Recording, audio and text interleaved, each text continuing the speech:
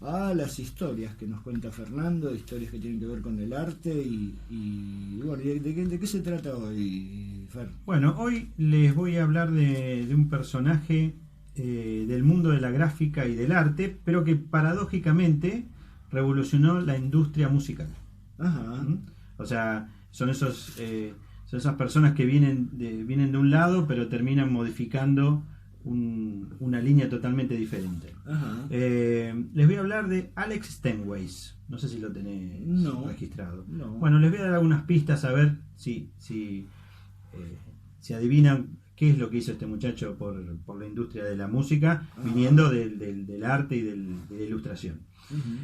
Nació en Brooklyn en 1917. El padre era diseñador de zapatos de mujer y la madre costurera.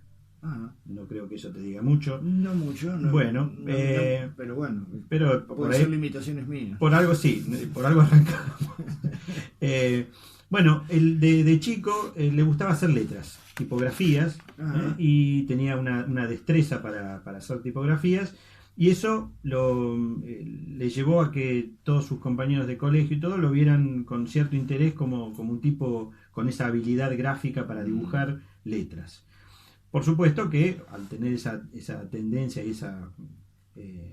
ese virtuosismo para hacer el dibujo de letras, se transforma en un diseñador. Trabaja durante unos cuantos años con Joseph Binder, que fue un diseñador de pósters.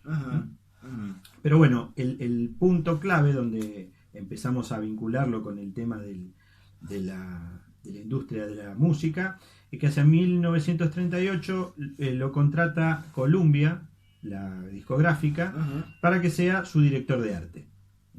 O sea, Columbia lo contrata como para dinamizar un poco las ventas de lo que eran los discos, a partir de la publicidad gráfica. Ok. Entonces, no el arte de tapa. No, discos, sino la publicidad gráfica. Entonces él diseñaba pósters como para darle un poco de movimiento publicitario a la venta de los discos. ¿Y cómo estaban presentados los discos hasta ese entonces? Hasta ese entonces, quizá los coleccionistas y quien tenga un conocimiento de discografías y tenga muchos discos en su casa, sepa más claramente este tema, ¿no? Hasta 1940 teníamos los discos de 78, los viejos discos de pasta, que se llamaban de pasta, que en realidad estaban hechos de una goma laca, que era una especie de sustancia media resinosa que estaba sacada de un gusano. El gusano de la goma laca, que se encontraba en Asia, y era una especie de producto con lo cual se hacía esos discos llamados de pasta. Claro, que eran quebradizos. Que eran muy quebradizos, era casi como un vidrio. Lo tirabas y se partían en 20 pedazos, además se doblaban todos. Exactamente. En el año 32 más o menos, la RCA Victor saca un tipo de discos hechos en vitrolac, que era una especie de acetato de vinilo, que era una especie de cosa que avanzaba un poquito. Pero bueno, lo que pasaba con los discos era que se había popularizado mucho a partir del año 25, que es cuando sale el primer tocadiscos, pero con la Gran Depresión del 30 en Estados Unidos se pasó de vender unos 150 millones de discos a 10. O sea, bajó muchísimo la venta de discos por una cuestión económica. Cosa que acá no sabemos de qué se trata, pero podemos imaginarnos lo que pasó. Sí, con mucho esfuerzo. Podemos imaginar lo que pasó. Con mucho esfuerzo. Pero bueno, los discos se vendían en carpetas. Algunos se vendían esos discos solamente, pero otros se vendían en una especie de carpetas, y eran como varios discos que se vendían en unas carpetas de cartón, y por eso eran como álbumes de fotos. Por eso se denominaron después a los discos álbumes. O sea, era porque venían varios discos. Claro. Como eran divertido eso, no claro, se me había ocurrido pensar por qué. Claro, porque venían en esas carpetas, pero como eran muy cortitos, tenían no más de 5 minutos por lado, entonces se empezó a idear se tomó la idea de hacer una especie de compilado con 3 o 4 discos, como por lo menos para que si vos comprabas tuvieses algo más de música, ¿no? Y esos venían, digamos, con una cobertura de un papel madera, que tenía un hueco en el centro donde se veía la etiqueta. Claro. Entonces la etiqueta ahí tenías el intérprete, tenías el compositor, la discográfica, tenías los datos básicos de lo que era digamos, el disco. Pero ¿por qué estamos comentando todo esto? Digamos, ¿cuál era el tema? Lo que se vendía, la música era muy diferente toda, pero no tenía una estética que mostrara que era de un artista y que era de otro. O sea, claro, era todo muy igual. Entonces, Steinway en 1940 se le ocurre tratar de darle una impronta diferente a lo que era la venta común de los discos, y le presenta a Columbia una idea para ilustrar las tapas de estas carpetas donde venían los discos. Ajá.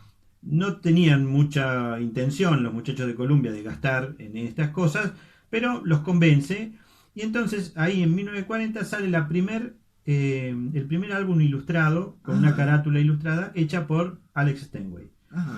El disco se llamó Smash Songs Hits, de Richard Rogers y Lawrence Hart. Era esto estaba tocado por la Imperial Orchestra, y ese fue el primer disco que tuvo una tapa ilustrada. ¿En qué año? 1940. 1940.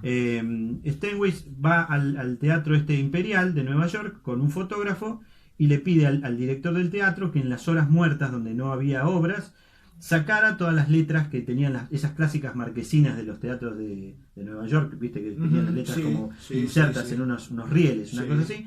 Sacó todas las letras de la obra que se estaba dando y armó el título del disco, Smash Songs, o sea, armó todo eso y lo fotografió.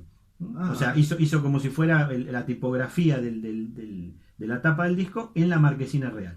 Lo fotografió, después lo tuneó un poco en el estudio, y ahí sale la primer tapa de disco ilustrada dentro del marco de lo que eran esas viejas carpetas. Qué revolución, ¿no? Y ahí revoluciona porque empieza a darle un poco la parte de imagen a lo que era la música. Y entonces comienza un poco lo que es el diseño a partir de esa primera innovación. Pero, como diría un experimentado vendedor ambulante, ¿no? Pero fíjese usted, qué interesante, señora y señor, Steinway no fue esto lo único que aportó al mundo de la música. Así que, si querés, cuando venimos después, te cuento cuál fue el otro aporte que hizo Alex Steinway. Que ya es bastante. Que ya es bastante, hecho, ¿no? Ya se pero podría dar por listo. No, pero hizo un nuevo aporte años más tarde a conocer un poco los discos como hoy los conocemos, los viejos vinilos. Después han venido nuevas líneas y innovaciones. Han vuelto los vinilos. Y han vuelto justamente porque tenían algo atractivo que nos llamaba siempre la atención. Claro, como objeto. Bárbaro. Sí, volvemos con el amigo diseñador y soporte a la música. Y de discos hablando, volvemos un poquito a Stan Getz. Decíamos que iba